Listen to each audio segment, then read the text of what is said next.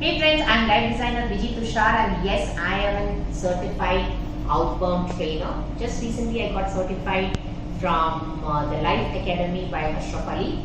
And we are interested in creating experiential learning activities, especially for people of your organizations, just as I conducted it at ESIC for the senior officers. And it was amazing. You will look in the clip how we have prepared or crafted a special game for the officers, which is called as ball and bin tennis. And yes, there are a lot of learnings that came across, and these are learnings that's going to be here for a lifetime.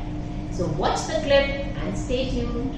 Position करना है कि बाकी के लोग आपके बीच में ना आए।